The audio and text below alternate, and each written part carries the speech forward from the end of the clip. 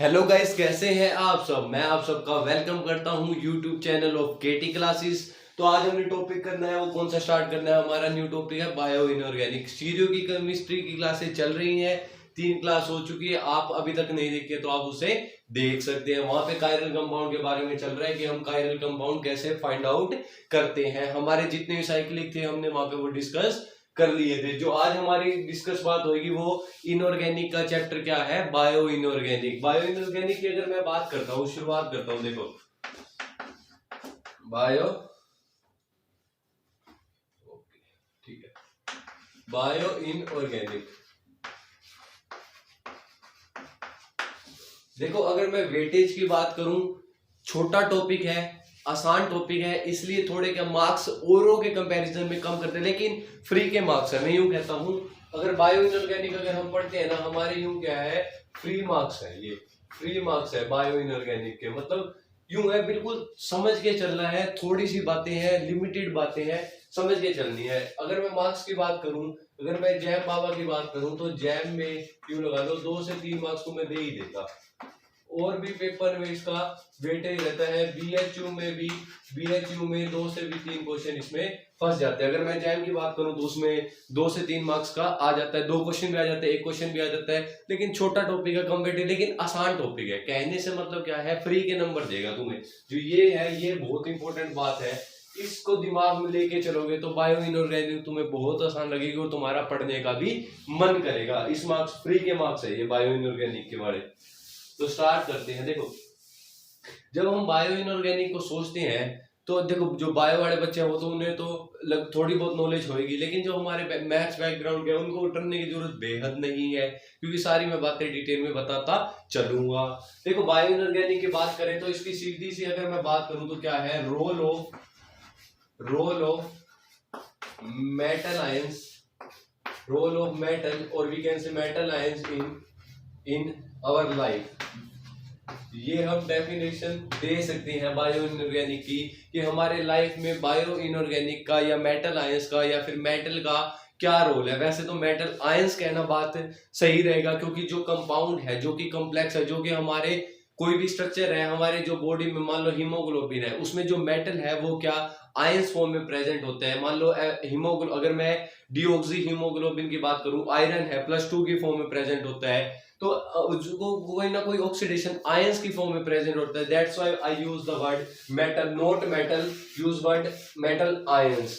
Metal खाली नहीं बोला कि, इसलिए यहाँ पे मेटल आयंस बोला गया है। तो इसमें हमें पढ़ना क्या है, मैं शुरुआत से करता हूँ कि टॉपिक हमें करने क्या क्या है। एक तो हमारे क्या पढ़ना है इसमें, पोरफिन रिंग के बारे में डिटेल में पढ़ना है, हीमोग्लोबिन को पढ़ना है, मायोग्लोबिन को पढ़ना है, हीमोसाइनिन को पढ़ना है, हीमोसाइनिन को पढ़ना है, हीमोइरिथ्रिन को पढ़ना है, हीमोइरिथ्रिन को पढ़ना है, एंजाइम्स पढ़ने हैं। कुछ 10 से 12 एंजाइम्स है, उनका स्ट्रक्चर और उनके फंक्शन के बारे में पढ़ना है। और हमें पढ़ना है इलेक्ट्रॉन ट्रांसफर पढ़ना है, इलेक्ट्रॉन ट्रांसफर, इलेक्ट्रॉन कैसे ट्रांसफर होता है वो पढ़ना है। और थोड़ी बहुत बातें, थोड़ी जो इंपॉर्टेंट होगी वो हमें पढ़नी है। इतना सा सिलेबस है इसका। काफी हम यूं लगा लो 5 से 6 से 7 क्लासों में मैं इसको पूरा कर दूंगा। एक क्लास के क्वेश्चन की लूंगा, या फिर साथ के साथ क्वेश्चन देखते बहुत आगे ही देखेंगे, लेकिन मैं इतने में पूरा कर देंगे हम इसको। अगर ढंग से हम सही चलते हैं, आप लोग का रिस्पॉन्स सही रहता है, तो हम इसे पूरा कर देंगे। कोई दिक्कत वाली बात है नहीं अभी तो। देखो शुरुआत करते हैं किसे, पोरफिन रिंग से, पोरफिन रिंग से।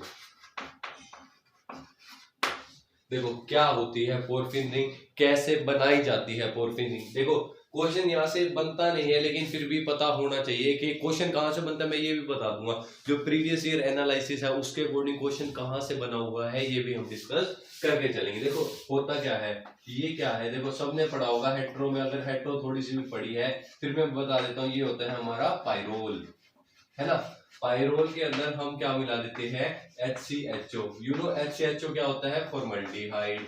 एवरी बालक बालक भी जानता है, अरे भाई बालक बालक भी जानता है फॉर्मल्डिहाइड का, है ना। पायरोल के अंदर हमने फॉर्मल्डिहाइड मिला दिया in the presence of what, DDQ या फिर DCM या फिर कोई लुइस एसिड लेके चले हम, वो इसके अंदर हमने मिला दिया, बन क्या जाता है यहाँ पे, पोरफिन रिंग बन जाती है। ये बेसिक सी बात है, कोई इसमें ज्यादा डिटेल वाली बात है नहीं कि पोरफिन रिंग यहाँ पे बन के तैयार हो जाती है। इतनी बात समझ में आई, इतनी बात समझ में आई क्या, बोलो कि सिंपल पायरोल के अंदर फॉर्मल्डिहाइड बना और हमारी क्या पोरफिन रिंग बन गई इन द प्रेजेंस ऑफ, इसको भी याद बस यूं लुइस एसिड की प्रेजेंस में बनती है। इससे अभी तक कोई क्वेश्चन अभी आया है नहीं, लेकिन बताना जरूरी था। अब पोरफिन रिंग की बात करता हूं, यहां से क्वेश्चन आता है भाई, यहां से ध्यान से समझ लेना पोरफिन रिंग कैसे बनती है, मेरे साथ बना के चलना। एक ये देखो, 4 ऐसे ऐसी रिंग बनानी है हमें, यहां नाइट्रोजन है भाई,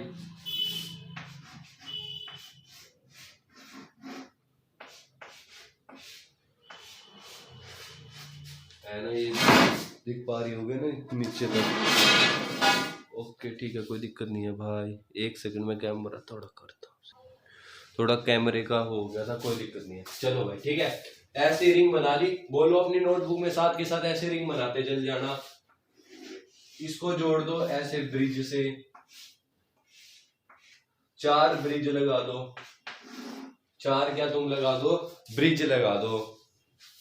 उसके बाद क्या करना है, एक यहां से डबल बॉन्ड शुरू हुआ, एक छोड़ा, यहां डबल बॉन्ड लग गया, बोल तो दो, अरे बोलो, फिर यहां डबल बॉन्ड बन गया, ये छोड़ा मैंने, यहां डबल बॉन्ड लगा दिया, ये छोड़ा, यहां डबल बॉन्ड लगा दिया। उसके बाद कहां डबल बॉन्ड लगेगा, बोलो यार, बोल तो दो, बोलो तो कहां डबल बॉन्ड लगेगा, अरे यार बोलते नहीं हो तुम तो, एक है ना, ये सही है क्या, बताओ बताओ। मैं एक बार बना लेता हूँ, मैं एक बार बना लेता हूँ, फिर तुम्हें समझा दूंगा, क्या दिक्कत होगी, फिर क्या होगा, तुम्हें तो समझाना ही पड़ेगा, आना ही पड़ेगा, मुझे समझाना ही पड़ेगा, आना ही पड़ेगा, मुझे समझाना ही तुम्हें पड़ेगा। और क्या रहेगा है, यस यस, डबल बॉन्ड एक बार मैं गिन लेता हूँ, 1 2 3 4 6 7 8 9 10 11 है ना, 11 है ना, 1 2 3 4 5 6 7 8 9 10 11, यस यस यस यस। देखो स्ट्रक्चर बनाओ, पहले ये खाली रिंग बनाई थी हमने 4, पहले हमने क्या खाली रिंग बनाई थी 4, यहां से डबल बॉन्ड शुरू करो बनाने, एक डबल बॉन्ड, खाली छोड़ा, दूसरा डबल बॉन्ड, खाली छोड़ा, तीसरा डबल बॉन्ड, खाली छोड़ा, चौथा डबल बॉन्ड, एक का छोड़ के फिर दूसरा अगले पे डबल बॉन्ड लगा दो, ये छोड़ दिया अगले पे डबल बॉन्ड, छोड़ा अगले पे डबल बॉन्ड, ये छोड़ दिया अगले पे डबल बॉन्ड, ये छोड़ दिया अगले पे डबल बॉन्ड, ये छोड़ दिया अगले पे डबल बॉन्ड, फिर ये छोड़ा अगले पे डबल बॉन्ड, फिर ये छोड़ दिया अगले पे double bond. Total double bond अगर मैं काउंट करता हूँ, टोटल डबल बॉन्ड काउंट करता हूँ, if you count total number of double bond, 11 number of double bond आ जाएंगे। अगर तुम्हारे 11 नंबर ऑफ डबल बॉन्ड अच्छे तरीके से बन रहे हैं, इसका मतलब तुम्हारा ये स्ट्रक्चर क्या है, सही है, एकदम एकदम सही है, ये स्ट्रक्चर एकदम सही है। देखो उसके बाद क्या है, तुम्हारी हाइड्रोजन, हाइड्रोजन है ना, नाइट्रोजन की वैलेंसी पूरी होगी जनाब। अब देखो अब देखो अब देखो, ध्यान से देखना, ध्यान से देखो, अगर मैं यहाँ पे हक्कल रूल, अगर आपने थोड़ी सी एरोमेटिसिटी पढ़ी है, एरोमेटिसिटी, अगर थोड़ी सी एरोमेटिसिटी पढ़ी है जो कि जीओसी का पार्ट है, तो उसमें एक हक्कल रूल होता था, हक्कल रूल होता था, है ना, नहीं पढ़ी तो फिर मैं अभी जब जीओसी हमारी चलेगी मैं पक्का ही पढ़ा दूंगा हक्कल रूल। हक्कल रूल की तो मैं डाल रखी है, पढ़ा क्या दूंगा हक्कल रूल। देखो आप मेरी एरोमेटिसिटी का मैंने वीडियो डाल रखा है, पूरी एरोमेटिसिटी समझा रखी है कि कैसे कंपाउंड एरोमेटिक होता है, कौन सा हक्कल रूल होता है, कैसे ट्रिक है, पूरी पूरी डिटेल मैंने वीडियो डाल रखी है, उसको आप देख सकते हैं अगर आपको हक्कल रूल के बारे में थोड़ा सा जानना है तो। देखो हक्कल रूल के अकॉर्डिंग क्या होता था, हक्कल रूल के अकॉर्डिंग होता था 4n+2 rule, number of electron participate in resonance. ये हक्कल बाबा ने ये कहा था कि 4n+2 is equal to number of electron in resonance, part in resonance. मैं इसकी बात क्यों ला रहा हूं, क्योंकि क्वेश्चन आ सकता है, क्वेश्चन भाई आ सकता है, और तुम पक्का गलती करोगे, गलती भी क्या करोगे मैं यही बता के जाऊंगा, गलती भी तुम क्या करोगे मैं यही बता दूंगा। पहले सुन लो, क्वेश्चन सुन लो, देखो क्वेश्चन सुन लो। जिसको हक्का रूल लगाना आता है ना, 4n+2 रूल वाला लगाना आता है, वो पता क्या करेगा, जिसको 50% नॉलेज है, मैं यूं कह रहा हूँ, जिसको 50% नॉलेज है ना हक्कल रूल के बारे में, पूरा कंप्लीट नहीं आता उसको हक्कल रूल लगाना, लेकिन उसको 50% नॉलेज है, पता है क्या करेगा वो। देखो एक डबल बॉन्ड किससे बनता है, दो इलेक्ट्रॉन इन्वॉल्व होते हैं, एक डबल बॉन्ड बनाने के लिए 2 इलेक्ट्रॉन इन्वॉल्व होते हैं और वो ही रेजोनेंस में पार्ट करते जाते हैं। अगर यहाँ पे अगर जिसको 50% नॉलेज है ना, आधी अधूरी नॉलेज है, पता है क्या करेगा, 11 डबल बॉन्ड है, बोलो मैंने यहाँ लिख दिया है 11 डबल बॉन्ड है, ये भी गिवन दे दिया है, पता है क्या करेगा, 4n+2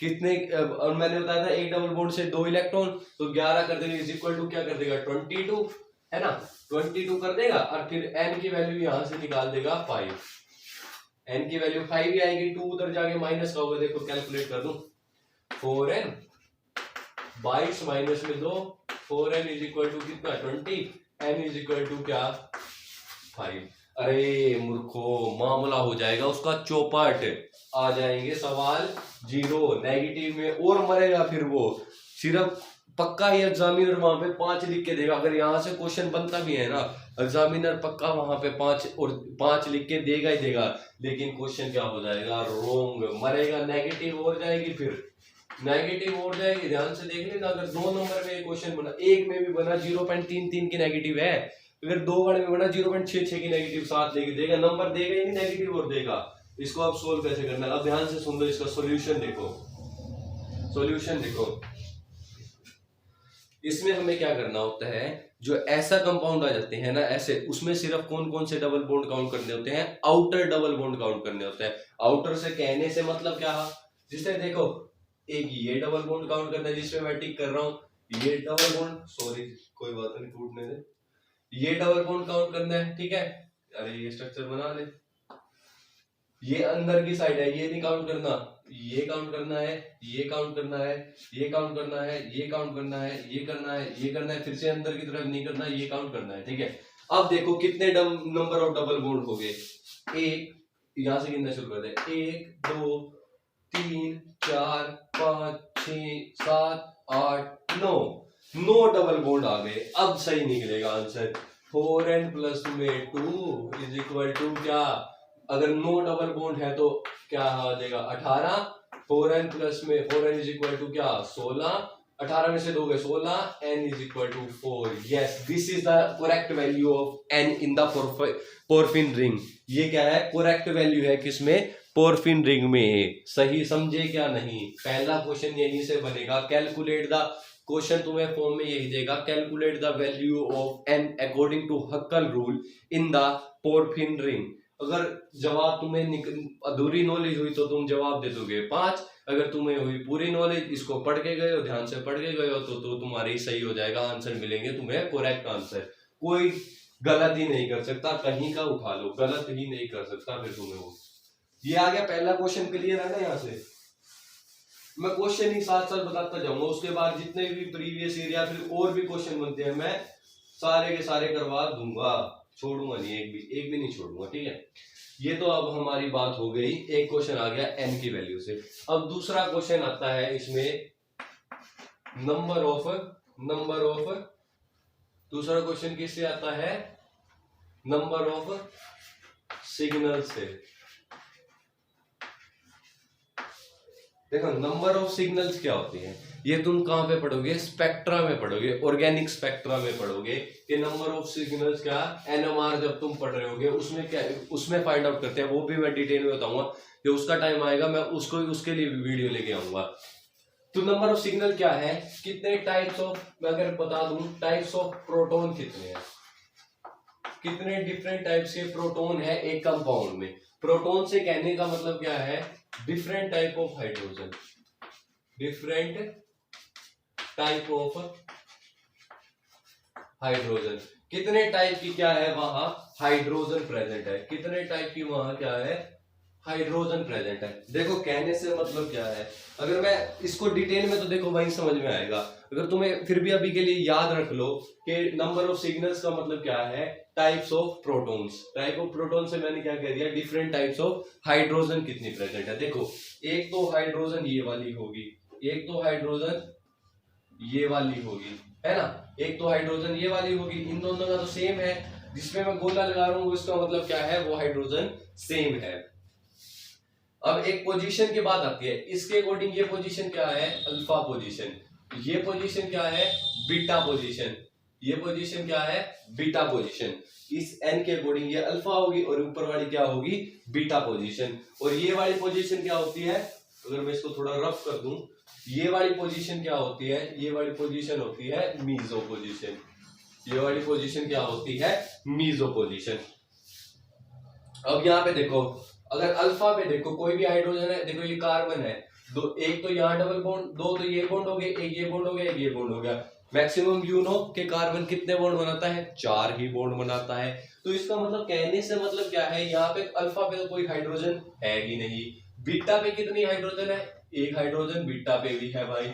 बीटा पे ये वाली एन से जो हाइड्रोजन जुड़ी हुई है और बीटा से हाइड्रोजन जुड़ी हुई है, वो क्या है, डिफरेंट नेचर की है, इसलिए वो सिग्नल भी क्या देगी, अलग देगी। अब यूं मत कह देना ये वाली बीटा की हाइड्रोजन अलग है तो ये वाली बीटा की हाइड्रोजन अलग होगी ना।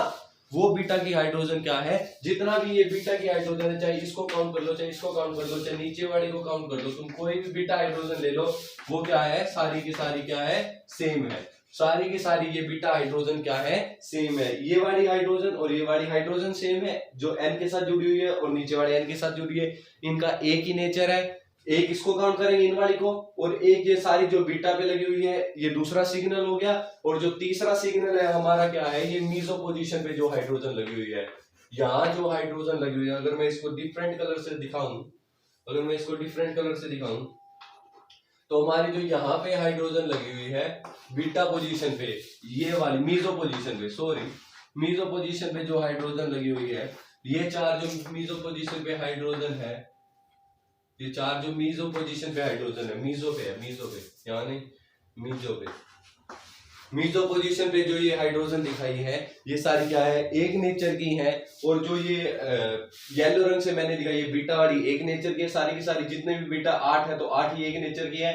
दो ये जो हरे से दिखाई है मैंने नाइट्रोजन के साथ, इनका एक नेचर है। तो टोटल नंबर ऑफ सिग्नल्स की बात करता हूँ, 3 तरह की डिफरेंट हाइड्रोजन मिले, 3 टाइप के प्रोटॉन मिले, तो total signal number of signals अगर पूछ लेता है, अगर 1 मार्क्स में नंबर ऑफ सिग्नल्स का क्वेश्चन आ जाता है तो वो कितने हैं, 3। अगर क्वेश्चन ऐसा आ जाता है number of signals in the porphyrin ring, तो आंसर क्या हो जाएगा हमारा, 3। इसी के साथ हर एक सिग्नल की एक क्या होती है, केमिकल शिफ्ट होती है। देखो याद तुम्हें करना पड़ेगा, डिटेल में मैं वहां ऑर्गेनिक स्पेक्ट्रा में इसको समझा पाऊंगा, अभी तुम्हें यह याद करके चलना पड़ेगा। देखो याद करने की थोड़ी बायो इनऑर्गेनिक में ज्यादा चीजें हैं, इसलिए तुम्हें याद करके चलना पड़ेगा। देखो थोड़ा सा मैं अगर रफ कर देता हूं,